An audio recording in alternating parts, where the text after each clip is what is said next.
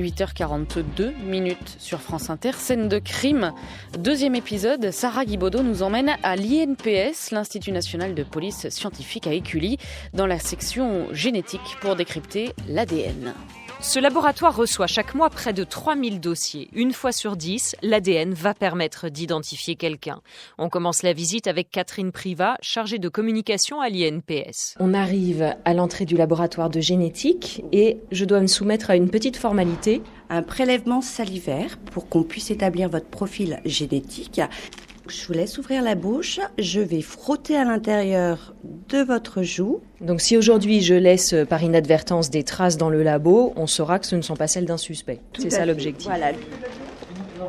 Donc là on voit arriver 2 personnes avec un grand sac en papier marron. Tout ce qui est prélèvement fait sur une scène de crime vont être apportés sous scellé. C'est une affaire assez confidentielle. Donc je vous présente Sarah, Virginie et Anthony.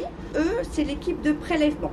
Je suis dans la salle de prélèvement, ou plutôt à l'entrée, parce que j'ai pas le droit d'aller plus loin. Vous voyez, les analystes sont en blouse blanche. Je parle, je peux contaminer. Donc faire très très très attention. Le scellé, là, pour l'exemple, vous avez pris donc un t-shirt blanc couvert de sang. Et on va regarder si la tache elle vient de l'intérieur ou plutôt de l'extérieur du vêtement, puisque là c'est l'agresseur qui aurait saigné.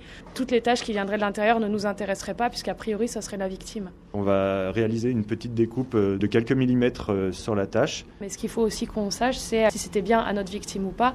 Donc pour ça on va faire un porteur. C'est la personne qui aurait porté le vêtement. On prend un écouvillon, donc c'est une tête de coton-tige, et on va frotter pour ramasser un maximum de cellules. Ce genre de prélèvement s'appelle des prélèvements de contact. On peut faire ce genre de prélèvement sur n'importe quel objet qui aurait été touché, comme une poignée, des serrures lors de cambriolage, des bouteilles ou des verres. Donc ensuite, on va aller dans une autre salle pour aller extraire l'ADN.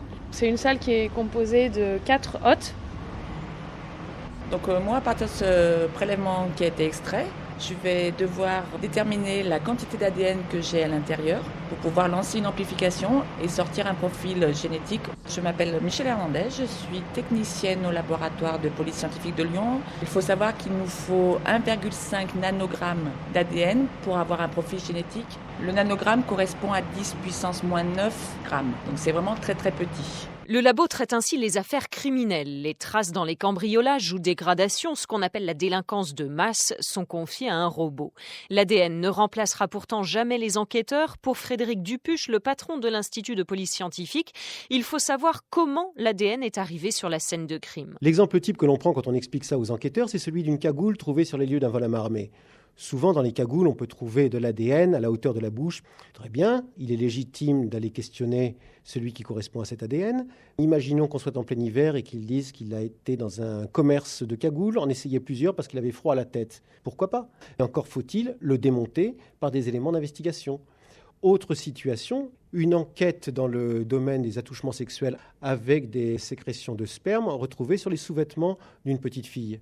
Quand les sécrétions de sperme correspondent au père, on se dit effectivement qu'il a pu se passer quelque chose. Mais, et l'anecdote est réelle, où est rangé le linge sale ? Si l'on se retrouve avec un bac à linge unique dans lequel les sous-vêtements ont été confrontés, on peut très bien avoir la contamination. Et si l'ADN trouvé sur la scène de crime ne correspond à aucun suspect, s'il ne matche pas avec le fichier automatisé des empreintes génétiques, l'ADN peut désormais nous dire à quoi ressemble l'individu à qui il appartient. C'est ce qu'on appelle le portrait robot génétique qu'utilise Laurent Penn de l'INPS. De plus en plus, les laboratoires cherchent à établir des caractéristiques physiques de l'individu qui a pu laisser la trace. C'est autorisé en France depuis le début de l'été 2014 et donc au laboratoire, on a pu mettre en place la technique à partir de le début d'année 2015. On a pu traiter 4 affaires. Donc aujourd'hui, on est assez limité dans les caractéristiques qu'on peut analyser. La couleur des yeux, la couleur des cheveux et l'origine qu'on appelle continentale, c'est-à-dire européenne, Afrique subsaharienne, asiatique, Amérique des individus. Mais on est clairement au début de quelque chose. Ce qui était intéressant dans les premières affaires que l'on a fait, il y avait des portraits robots classiques faits par des témoins. On sait très bien qu'il y a une variabilité sous l'effet du choc. Plusieurs témoins différents vont donner une description différente d'un suspect. Donc parfois, on a confirmé les portraits robots et parfois on les a infirmés. Avec cette nouvelle révolution qui n'en est qu'à ses débuts, l'ADN va confirmer sa place centrale en matière de police scientifique. Merci Sarah Guibaudot et on vous retrouve samedi prochain pour le 3e épisode de Scène de crime.